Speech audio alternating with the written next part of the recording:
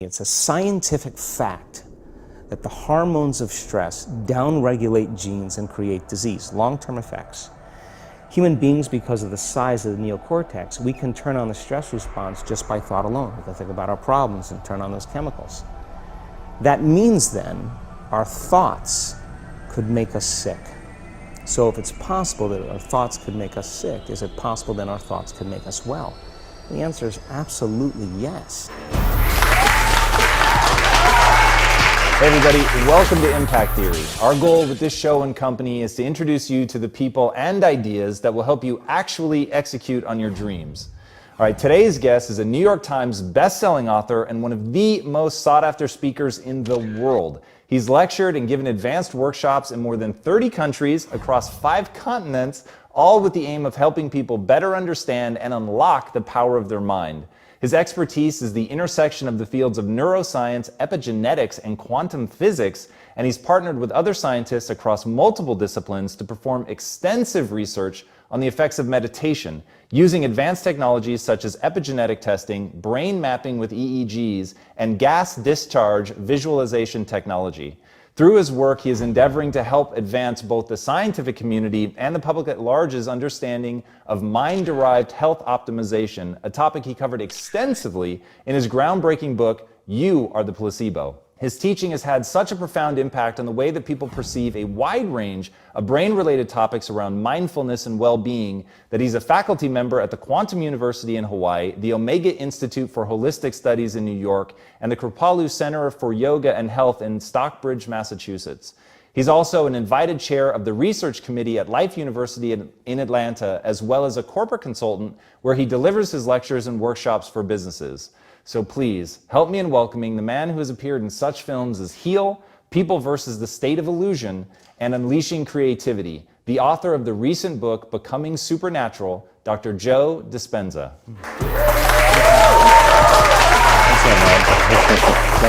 Thanks for being here. So diving into your world and how you perceive the sense of self and the way that you marry science to the way that we form memories, the way that we live in a perpetual state of reliving our past and things like that. It's really, really incredible. And I want to dive into the whole notion of you sort of being a habitual construct. Like what is that? What is the habit of you? Well, a habit is a redundant set of automatic, unconscious thoughts, behaviors, and emotions that's acquired through repetition. A habit is when you've done something so many times that your body now knows how to do it better than your mind. So if you think about it, people wake up in the morning, they begin to think about their problems. Those problems are circuits of memories in the brain. Each one of those memories are connected to people and things at certain times and places. And if the brain is a record of the past, the moment they start their day, they're already thinking in the past. Each one of those memories has an emotion. Emotions are the end product of past experiences. So the moment they recall those memories of their problems, they all of a sudden feel unhappy, they feel sad, they feel pain. Now, how you think and how you feel creates your state of being. So the person's entire state of being when they start their day is in the past. So what does that mean? The familiar past will sooner or later be predictable future. So if you believe that your thoughts have something to do with your destiny, and you can't think greater than how you feel, or feelings have become the means of thinking, by very definition of emotions, you're thinking in the past. And for the most part, you're going to keep creating the same life.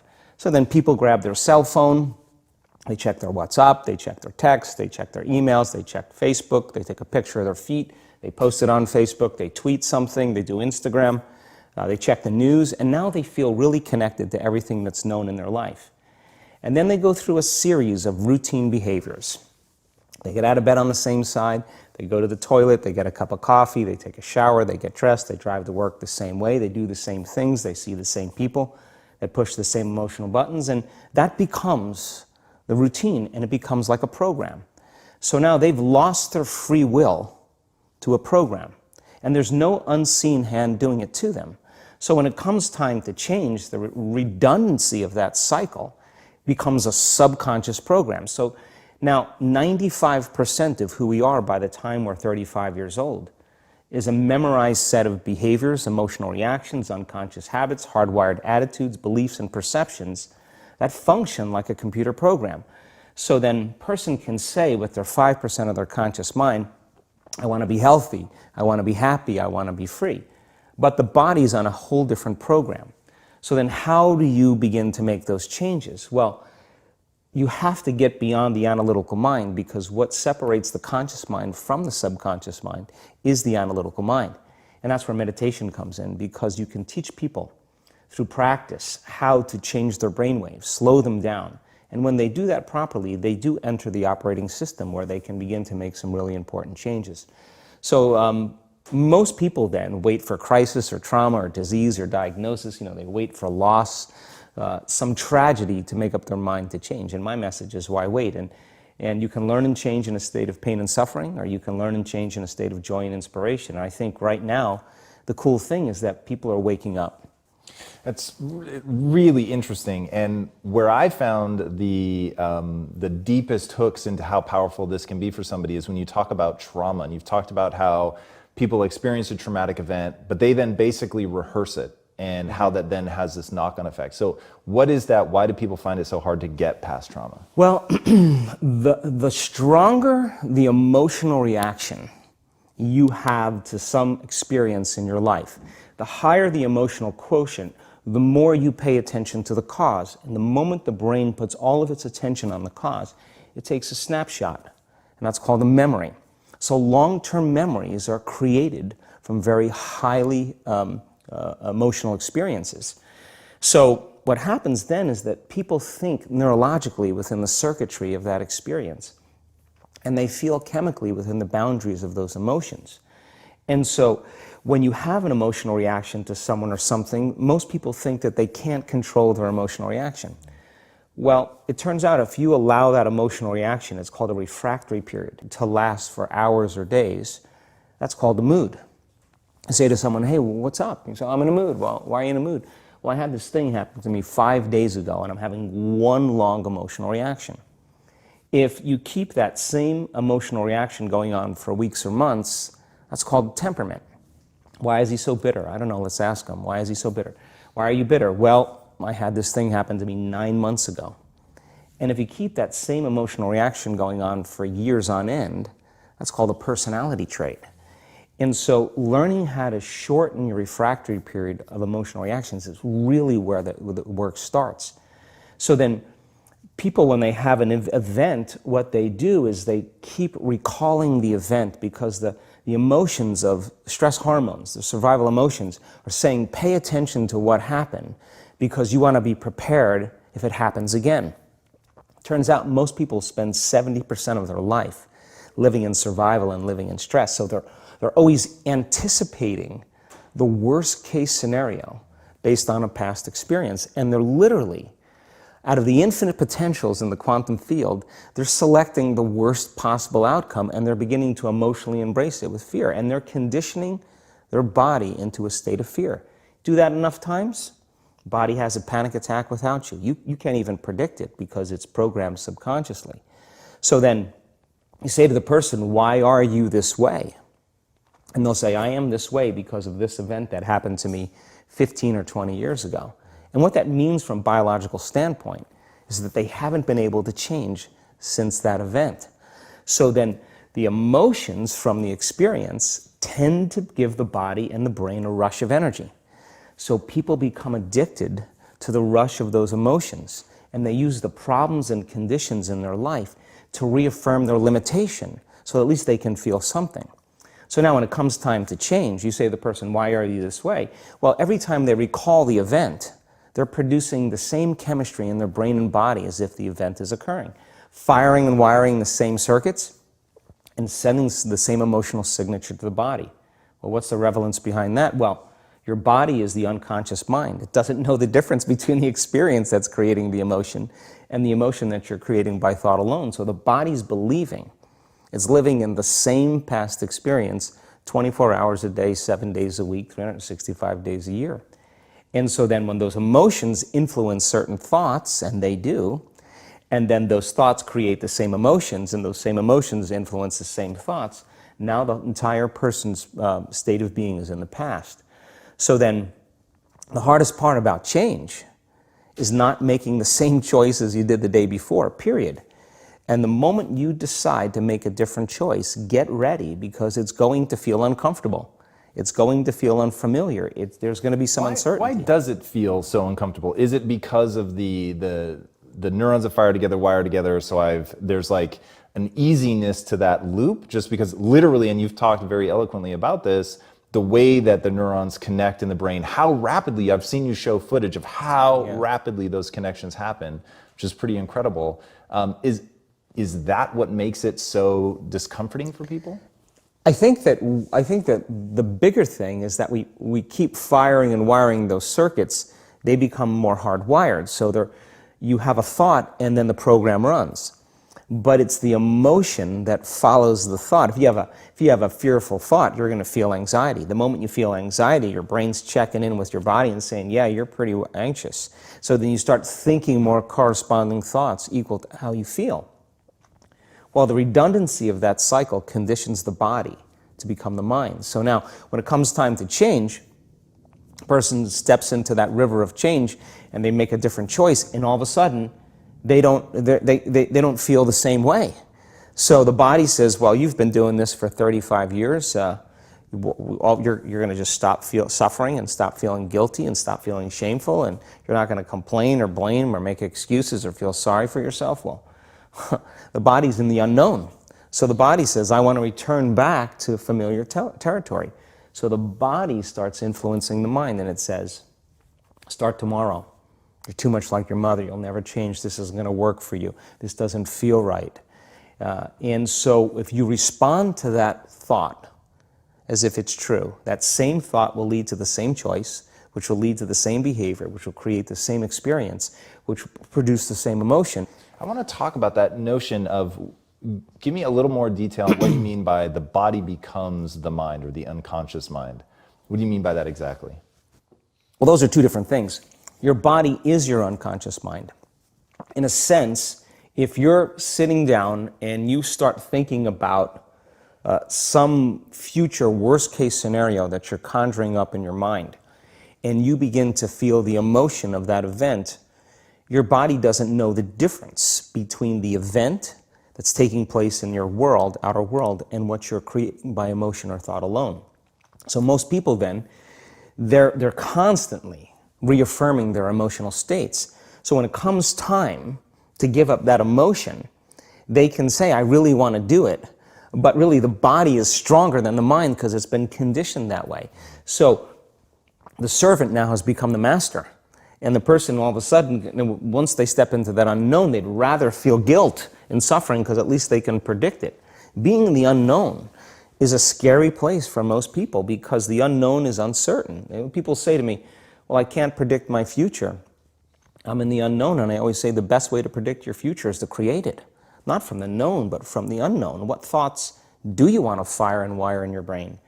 What behaviors do you want to demonstrate in one day? The act of rehearsing them mentally, closing your eyes, and rehearsing the action. Rehearsing the reaction of what you want, or the action? The action of what you want. By closing your eyes and mentally rehearsing some action. If you're truly present, the brain does not know the difference between what you're imaging and what you're experiencing in 3D world. So then you begin to install the neurological hardware in your brain to look like the event has already occurred. Now, your brain is no longer a record of the past. Now it's a map to the future. And if you keep doing it, priming it that way, the hardware becomes a software program. And who knows, you just may start acting like a happy person. And then I think the hardest part is to teach our body emotionally what the future will feel like ahead of the actual experience. So what does that mean? You can't wait for your success to feel empowered. You can't wait for your wealth to feel abundant. You can't wait for your new relationship to feel love, or your healing to feel whole. I mean, that's the old model of reality, of cause and effect, waiting for something outside of us to change how we feel inside of us. And when we feel better inside of us, we pay attention to whoever or whatever caused it. But what that means then is that from the Newtonian world is that most people spend their whole life living in lack, waiting for something to change out there. What do you mean the Newtonian world? The Newtonian world is all about the predictable. It's all about predicting a future. But the quantum model of reality is about causing an effect. The moment you start feeling abundant and worthy, you are generating wealth. The moment you're empowered and feel it, you're beginning to step towards your success. The moment you start feeling whole, your healing begins. And when you love yourself and you love all of life, you'll create an equal. And now you're causing an effect. And I think that's the difference between living as a victim in your world, saying, I am this way because of this person or that thing or this experience. They made me think and feel this way. When you switch that around, you become a creator of your world, and you start saying, my thinking and my feeling is changing an outcome in my life. And now that's a whole different game, and we start believing more that we're creators of reality. So how do we go from, okay, I have this negative emotion, it's controlling my life, it's got me in this cycle of, I think about this emotion, which triggers a chemical reaction, which trains my body to feel that way, which makes it easier, more likely I will do it again, and so now I'm in this vicious cycle. And unconscious, and it's unconscious. Right, and you said, does your thinking create your environment, or does your environment create your thinking, which I thought was really, really interesting. So how do we then go from that, like mechanistically, to begin this visualization process of something that's empowering? It's me in a different state, it's my future self. Is it meditation? Is it, what does that look like? If you're not being defined by a vision of the future, then you're left with the old memories of the past, and you will be predictable in your life. And if you wake up in the morning and you're not being defined by a vision of the future, as you see the same people and you go to the same places and you do the exact same thing at the exact same time, it's no longer that your personality is creating your personal reality. Now your personal reality is affecting or creating your personality. Your environment is really controlling how you think and feel unconsciously, because every person, everything, every place, every experience has a neurological network in your brain. Every experience that you have with every person produces an emotion. So some people will use their boss to reaffirm their addiction to judgment. They'll use their enemy to reaffirm their addiction to hatred. They'll use their friends to reaffirm their addiction to suffering. So now they need the outer world to feel something. So to change then is to be greater than your environment, to be greater than the conditions in your world. And the environment is that seductive. So then why is meditation the tool? Well, let's sit down, let's close our eyes. Let's disconnect from your outer environment. So if you're seeing less things, there's less stimulation going to your brain.